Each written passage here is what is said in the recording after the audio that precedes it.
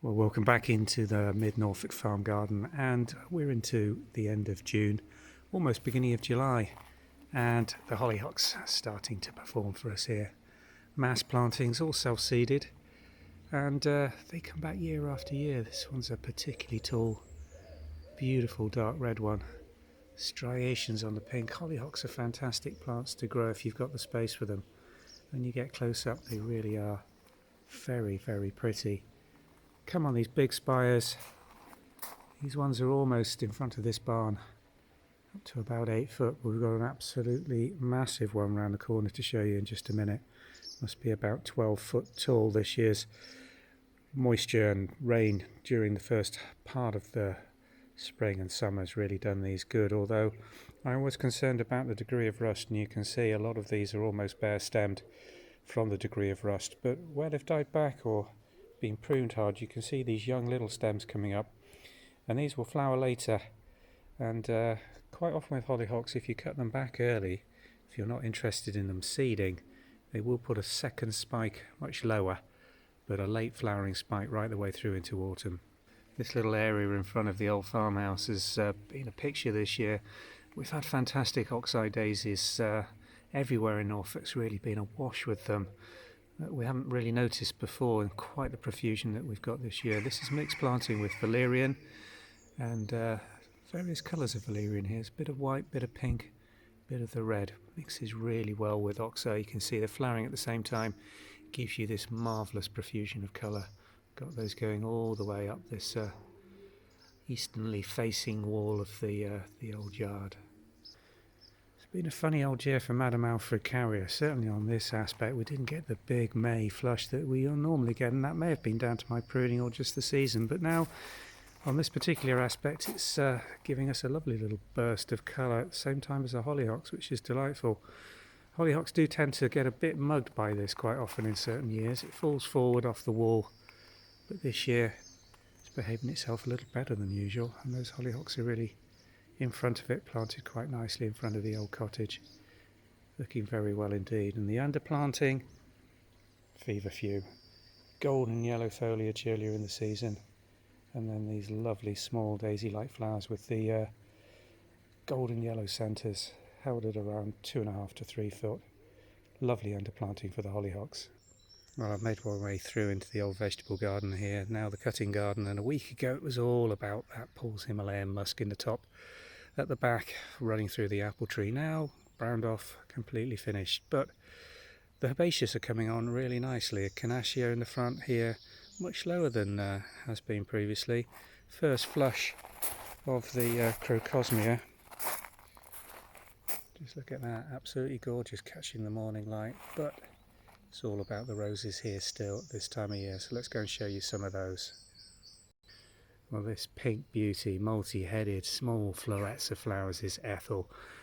Makes a really good hedging rose. We've got this growing between two wooden uprights, and it puts on a very vigorous long spikes of new growth every year, which we try and tie as many in as we possibly can, but there's far too many, and it usually needs a cut back just before it flowers, otherwise most of these buds would be hidden under the green fresh leaf on those tall spikes that grow out.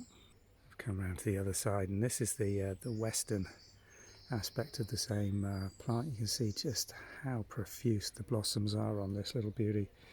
Doing really nicely here. More oxeye daisies falling onto the path.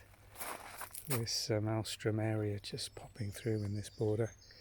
This little rose always does beautifully here as well. It's a nice contrast to the Ethel, a much darker colour. Really nice. I think it's either Mannington Mauve or something very similar. I've had a route around at the base to see if it still had its label on, but I couldn't find it, unfortunately. May look back on some of our older videos to see if we've been able to name this one, because it's a low growing, very healthy, upright and beautifully coloured rose. Works really well against the butter backdrop of the foliage and that pink of the Ethel just cascading over on that far side. Well, I'm going to walk you around for the full effect of this one, because you don't really see it from this side. Just a little glimpse there, spray of white, Another Ethel just cascading over this old archway coming through into the body of the garden. These borders now absolutely full, but the thing I've come to show you, I just rotate back now, is that I don't think it's going to film particularly well at this light. Let me go to the other aspect. That's a little better. The size of that rose must be 40 foot across, 20 foot high, running through an old plum tree. This is Kifsgate Improved, and if you have got the space to grow one and can bear not to prune it and just let it ramble, as the name suggests, it just coats what it falls on with these cascades of white flowers. Absolutely gorgeous. The red just to its right hand side is an American pillar, and in the foreground we've got a mass planting of roses, herbaceous geraniums, delphiniums. Foxglove's just about over now, you can see the spikes, but behind them this lovely supported archway of roses on a wooden frame. Mixed ramblers, blush rambler, American pillar, all sorts of old-fashioned roses, some of which have been in there 40 or 50 years, and really at their absolute best at this time of year. Again, a lot of these plantings in these borders is just self-seeded, opportunistic cottage garden plants. And then interspersed we've got the herbaceous geranium that's just rambling through here. Some peonies which are now over for the year. And the roses, of course, doing their thing absolutely beautifully. Gorgeous. And then on the edge, if you remember from last year, just look at the buds coming on the lovely cedar Autumn Joy. Lovely contrast in the foliage colour at this time of year, and then we'll have that gorgeous russet red later in the season.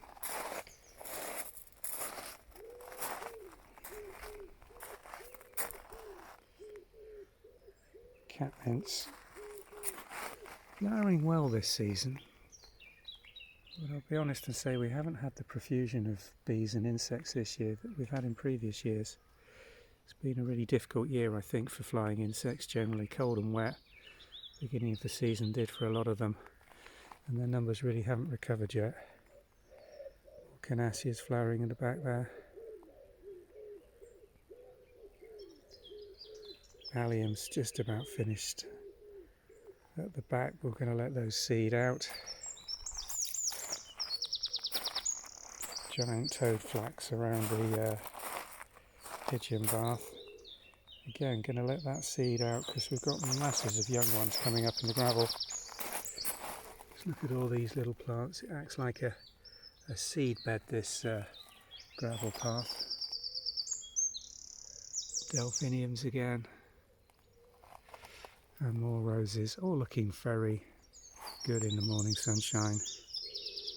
Particularly with, I think that's a wren or a robin singing its heart out. Looking very good indeed. So we're pleased with the progress here in the garden. All about the roses this time of year, but they're certainly being supported by the additional plantings we've got in here.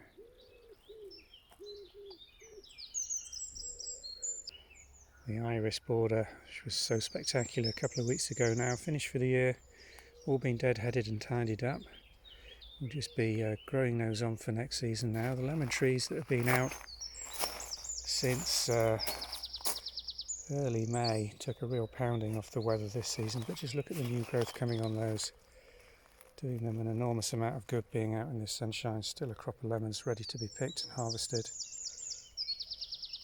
And the Lysimachia in the background, very dark shade this time of day. Let's go and see if we can show you that, because it's done really well this year.